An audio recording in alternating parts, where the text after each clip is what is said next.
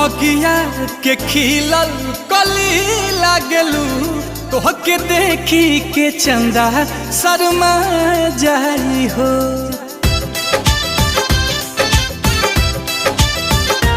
कौनो बगिया के खिलल कली लागलू, तोहके देखी के चंदा शर्मा जाई हो।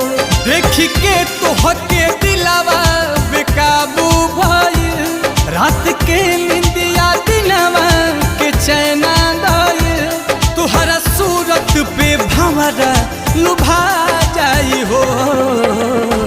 कौनो बगिया के खिलल कली लागलू, तोहके देखी के चंदा शर्मा